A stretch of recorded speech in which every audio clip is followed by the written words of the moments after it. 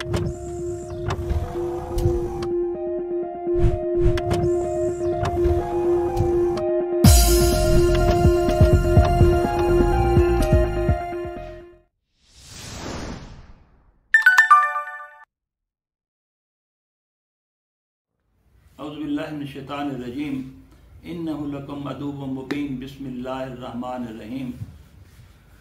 आज जो टॉपिक हम डिस्कस करने जा रहे हैं वो कानून दीवानी के मुतल्लिक़ है। अंग्रेज़ी में इसे हम इशूज़ कहते हैं और उर्दू में हम इसे तनकीहात कहते हैं। अब तनकीहात या इशूज़ ये है क्या चीज़? जब एक शख्स अदालत में आता है, सिविल कोर्ट में आता है, वो अपना दावा दायर करता है तो अदालत डायरेक्शन देती है कि दूसरी पार्टी को तलब किया जाए। जब वो आ जाती है दूसरी पार्टी तो अदालत फिर उससे जवाब दावा तलब करती है। उसके बाद जब अदालत थ्रेश आउट करती है, डिग आउट करती है कि अब कौन से हॉट पोटैटोज रह गए हैं, कौन से बर्निंग इशू हैं, कौन सी चीज़ें उसने तस्लीम कर ली हैं मुद्दा अलैह ने या डिफेंडेंट ने, और कौन सी चीज़ें अब बाकी हैं जिसको रिजॉल्व करना है थ्रू एविडेंस। तो इसके लिए सिविल कोर्ट जो है वो इश्यूज फ्रेम करती है, जिसको उर्दू में हम तनकीहात कहते हैं, और इसे हम अंग्रेजी में प्रपोजिशन भी कहते हैं। प्रपोजिशन का मतलब होता है कि any matter to be dealt with, यानी क्या चीज है कि उसके मुतालिक फैसला होना चाहिए, ये इशू कहलाते हैं। इश्यूज की ये हमारे यहाँ जो सिविल प्रोसीजर कोड है उसकी जो दफ़ा है वो दफ़ा 14 है। आर्टिकल 14 में ये दिया गया है कि इश्यूज किस तरह कायम करेंगे, किस तरह बनाएंगे।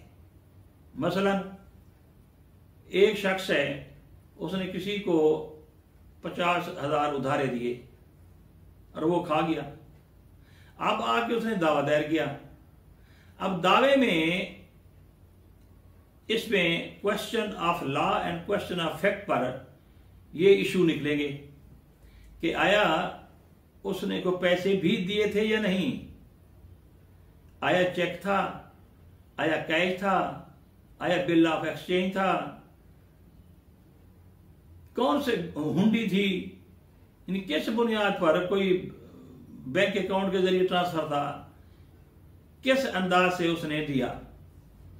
तो उस पर वो पहला सवाल निकालता है कि whether the plaintiff was given ₹50,000 as debt, और उसमें वो ब्रैकेट में फिर लिख देते हैं जज साहब OPD यानी ओनर्स पार डिफेंडेंट। अब इसको साबित करेगा मुद्दा अलैह यानी डिफेंडेंट साबित करेगा। Next, whether the plaintiff is entitled to the relief as prayed for, कि आया मुद्दई जो अदालत में आया है वो किसी किस्म के रिलीफ का हकदार है। इसी तरह वो क्वेश्चन ऑफ लॉ रेज करता है एक party, the plaintiff is not entitled to, plaintiff is not entitled as he has not locus standi. Locus standi का मतलब होता है कि आपको अदालत आने का हक है या नहीं, यानी कोई कॉज ऑफ एक्शन है कि नहीं, और इस पर इशू भी फ्रेम कर देता है। Whether the plaintiff has no any cause of action. फिर आखिर में मुद्दा अलैह कहता है जी मैं डैमेजेस का हकदार हूं कि मुझे वकील रखना पड़ा, मेरे दिमागी इतने हालत को खराब करके रख दिया वगैरह वगैरह। तो आखिर में फिर वो जज साहब एक इशू फ्रेम करते हैं कि whether defendant is entitled to special damages. तो हमारी जो CPC है, सिविल प्रोसीजर कोड, उसका दफा 35A है। 35A के तहत जो है वो डैमेजेस मांगते हैं। तो ये इश्यूज होते हैं, लेकिन जूनियर जजेस भी गलती करते हैं और वकला हजरात भी इस पर जोर नहीं देते कि कौन सा ओनस, इसे रोमन टर्म में कहते हैं ओनस प्रोबंडी। ओनस प्रोबंडी होते हैं बारे सबूत। अब बारे सबूत जो है वो अगर जज साहब गलत रख दें तो पूरा निजाम ही गलत हो जाता है। फिर बाज़ औक़ात वो पार्टी कह देती है कि जनाब हम ओथ एक्ट के तहत हलफ लेने या देने के लिए तैयार हैं, तब भी सिलसिला बन जाता है कि ठीक है जनाब आप कुरान मजीद उठा लें।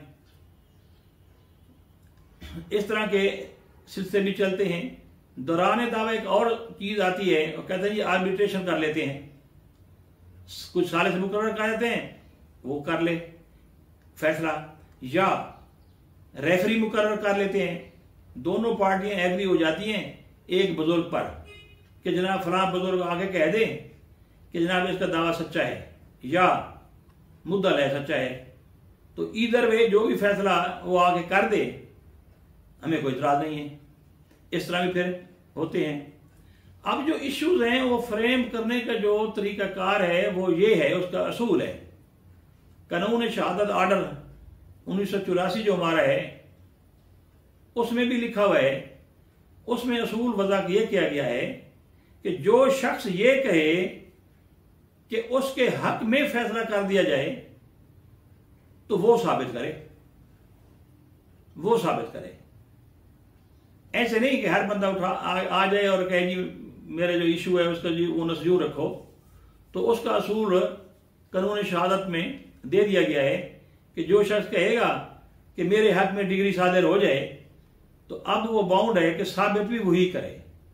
अगर साबित कर देगा तो ठीक, वरना नहीं। या इसका असूल एक और होता है कि एक शख्स ने दावा किया, अब अगर शहादत किसी तरफ से ना आए तो वो लूज कर जाएगा। दूसरा असूल ये है।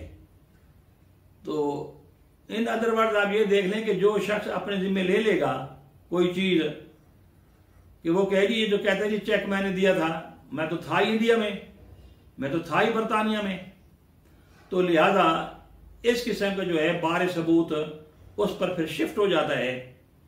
तो ये ओनस प्रोबंडी जो है, ये बारे सबूत जो है, ये किसी मुकदमे के फैसले के लिए बहुत जबरदस्त कारआमद होते हैं। जूनियर जजेज या वकला की कम इल्मी की वजह से ये मसले जो हैं फिर बड़े पेचीदा हो जाते हैं, फिर सुप्रीम कोर्ट तक जाते हैं, फिर वो डायरेक्शन फरमाती है कि जनाब ये सिलसिला यूं होना चाहिए था, ये यूं होना चाहिए था, ये क्या आपने कर दिया है। तो मुझे उम्मीद है कि अल्हम्दुलिल्लाह आपको ये आज का लेक्चर भी पसंद आया होगा, समझ भी आई होगी। जूनियर जजेज और वकला के लिए ये बहुत कंड्यूसिव है। तो शुरू से लेकर आखिर तक मेरे जो वीडियो है वो देख लिया करें। कोई कमेंट देना चाहें तो वो भी आप दें। कोई मुझे आप किसी मसले में गाइड करना चाहें कि जनाब आप ये बात में नहीं, ये हमारा भी इसमें हो जाए कुछ कंट्रीब्यूशन, तो मुझे खुशी होगी। अल्हम्दुलिल्लाह मैं खुशी महसूस करूंगा कि आपने मुझे इस बारे में कोई मुझे भी कंड्यूसिव एटमॉस्फेयर क्रिएट किया है। Thank you very much.